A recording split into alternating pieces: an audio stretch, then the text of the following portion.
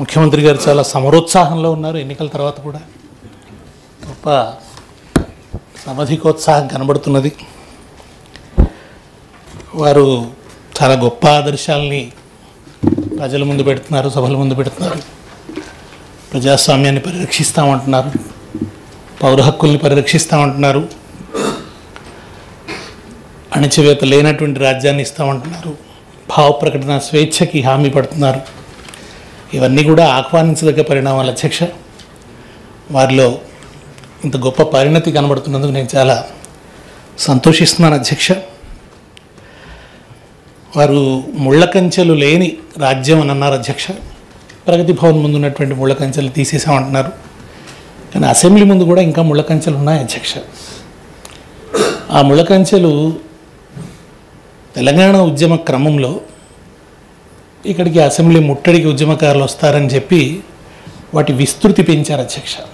ఉన్న స్థాయి కంటే వాటి స్టాండర్డ్ పెంచారు, విస్తృతి పెంచారు. ఆ అసెంబ్లీ ముట్టడి క్రమంలో చాలామంది దాని మీద పడితే కుట్లు పడ్డాయి అధ్యక్ష. 1000 కుట్లు పడ్డాయి ఒక వ్యక్తికి. సో అటువంటి పరిణామాలు చాలా జరిగినాయి. దానికి సంబంధించినటువంటి, ఎందుకంటే వాళ్ళ గుర్తులన్నీ చెరిపేస్తామన్నారు, అవేవి ఉండవన్నారు. అసెంబ్లీ ముందు ఉన్న కంచెలను కూడా తొలగించవలసిందిగా నేను ముఖ్యమంత్రి గారికి విజ్ఞప్తి చేస్తున్నాను. ఎందుకంటే గతంలో ఆ నిరసనలు తెలిపే అవకాశం ఉండేది. అట్లాగే వారు వ్యక్తి ఆరాధన ఉండదన్నారు అధ్యక్ష.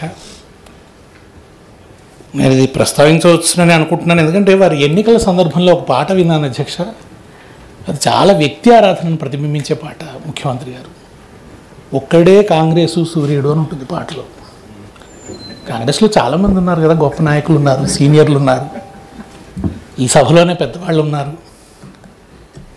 సింగమోలే కదిలినాడు నిగ్గదీసి అడిగే మొనగాడు అనే మాట మరి అది వ్యక్తి ఆరాధనను ప్రతిబింబిస్తుందా, అది ఏమిటి అనేది వారు విజ్ఞతతో ఆలోచించాలి. ఇట్లాగే వారు ఒక కవితను కోట్ చేశారు, అందశ్రీ గారిదని. ఎవరు రాసినప్పటికీ అధ్యక్ష, ముఖ్యమంత్రి గారి స్థాయిలో ఒక కవితను కోట్ చేసినప్పుడు ఒక గంభీరమైన కవిత అయి ఉండాలి. ప్రజలకు సంబంధించి ఒక గొప్ప పరివర్తనని చెప్పేటువంటి కవిత అయి ఉండాలి. దాంట్లో ముఖ్యంగా భాష చాలా సంస్కారవంతంగా ఉండాలి. ఏందిరా అనే భాష ఏమిటి అధ్యక్ష? రంకెలేస్తున్నవేందిరా, పొంకణాలేందిరా అనే ఈ భాష అది ఏ రకంగా సమంజసమైంది? పైగా అది మనం సభలో ఎట్లా ఉపయోగిస్తాం? ఒక ముఖ్యమంత్రి గారి స్థాయిలో ఇప్పుడు గవర్నర్ గారు కాళోజీ కవితను ఉదాహరించారు, గొప్పగా ఉంది అధ్యక్ష. తెలంగాణ వెలసి నిలిచి ఫలించాలి భారతాన. ఉదాత్తమైన భావన ఉంది అధ్యక్ష. ఆ చల్లని సముద్ర గర్భం దాచిన బడబానలమెంతో, ఆ నల్లని ఆకాశంలో కానరాని భాస్కరులెందరూ. ఇటువంటి ఉదాత్తమైన కవితా వాక్యాలు ఎన్నో ఉన్నాయి.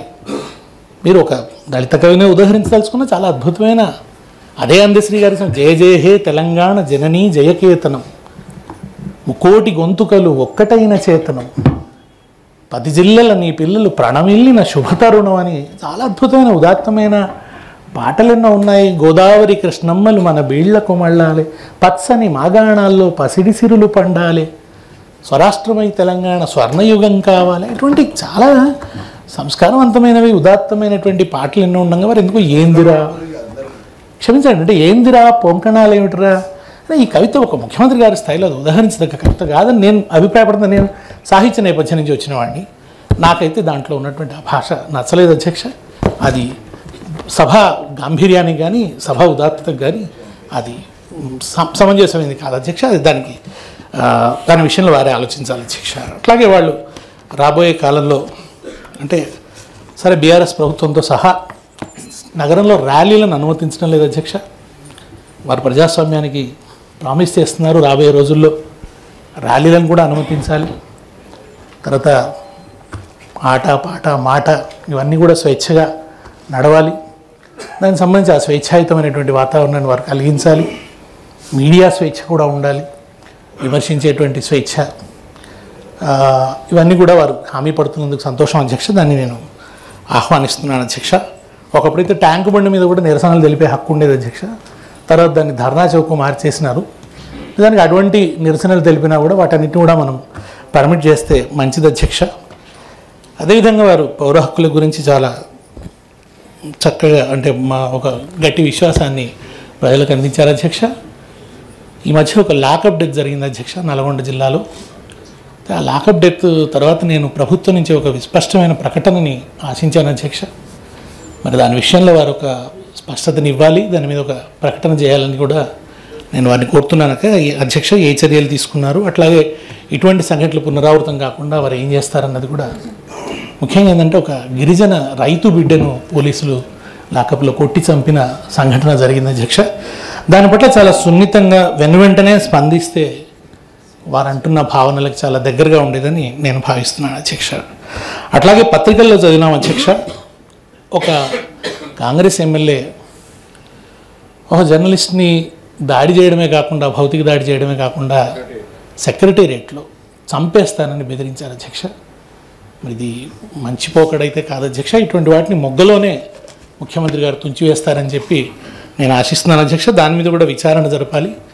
పాపం ఆ విలేకరి కేసు పెట్టే ధైర్యం కూడా చేయలేనటువంటి ఒక పరిస్థితి. ఎందుకంటే కొత్త ప్రభుత్వం వచ్చింది, చాలా దూకుడు మీద ఉన్నారు కనుక ఆయన చాలా భయపడుతున్నటువంటి పరిస్థితి కూడా ఉంది.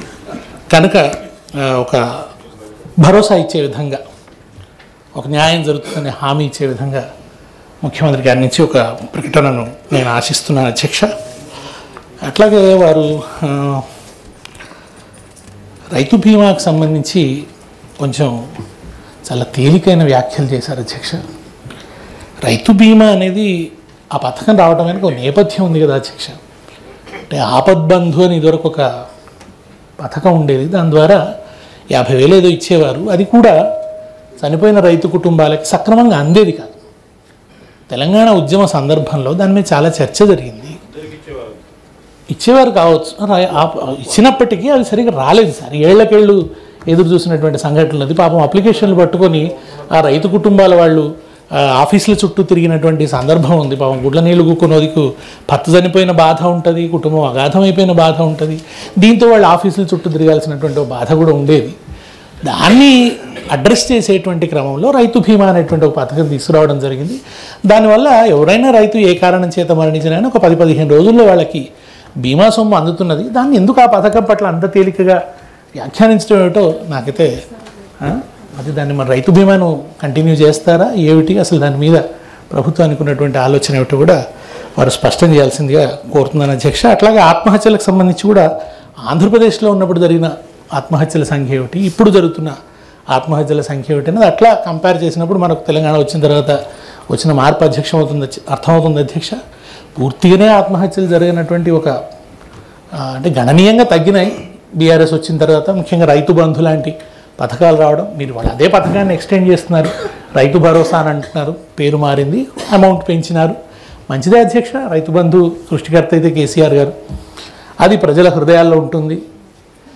గ్రామాల్లో వచ్చిన ప్రశాంతత ఏమిటి, వ్యవసాయంలో వచ్చిన ఆ సంక్షోభాన్ని ఎట్లా అడ్రస్ చేశారు, ఫలితాలు ఏమిటి, సాగునీటికి సంబంధించినటువంటి సమస్యలను ఎట్లా అడ్రస్ చేశారు.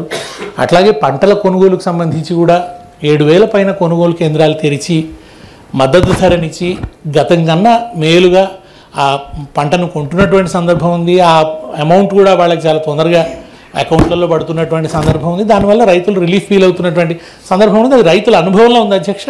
మీరు దాన్ని కాదంటున్నారు, అది ప్రజలు దాని గురించి ఆలోచిస్తారు అధ్యక్ష. కనుక ఈ విధంగా ముఖ్యంగా ముఖ్యమంత్రి గారు వారు ఇప్పుడిప్పుడే పరిపాలన ప్రారంభమైంది, వారికి కొంచెం సంయమనశీలతతో ఉండాలని నేను వారికి విజ్ఞప్తి చేస్తున్నాను అధ్యక్ష. అప్పుడే ఇంత పరుషమైనటువంటి ధోరణి మంచిది కాదు అధ్యక్ష. అంటే భయపెట్టేటట్టుగా ఉంది చూస్తూ ఉంటే కనుక. ఎందుకంటే ఆయన టోన్ అట్లాగే ఉంది సార్ మాట్లాడుతుంటే. ఎందుకంటే అది లేదు టోన్ అయితే ఆ రకంగా ముఖ్యమంత్రి గారి టోన్ అట్లా వినబడుతోంది, ఒక రకమైనటువంటి దబాయింపు ధోరణి కూడా కనబడుతున్నది. కనుక నేను అనేది ఏంటంటే వారు ఇప్పుడు చాలా బాధ్యతాయుతమైనటువంటి దానిలో ఉన్నారు కనుక వెంటనే ఒక రెటరిక్ స్టైలు, అంటే కేసీఆర్ అనే పేరును నిషేధిస్తారా అనో మాట అన్నారు. అంత వ్యంగ్యం రెటరిక్ ఇప్పటి నుంచి ఎందుకు వారు ఉపయోగిస్తున్నారో మరి. అట్లా కాకుండా వారు కొంత సంయమనశీలంగాను కొంత సహనంతోనూ అట్లా ముఖ్యంగా మనం ఎప్పుడైనా కానీ మనం చేసే పర్ఫార్మెన్సు, ప్రజలకు మనం ఇచ్చేటువంటి రిలీఫ్, మనం సాధించేటువంటి ప్రగతి, వీటి ద్వారా ఓవర్టేక్ చేయాలి తప్ప ఒక భీషణమైనటువంటి భాష, ఒక భీషణమైనటువంటి వాక్యాలను ఉపయోగించడం అనేది కొంచెం విచిత్రంగా అనిపిస్తున్నది అధ్యక్ష. ఇది నేను వారి నుంచి కోరుతున్న క్లారిఫికేషన్ అధ్యక్ష.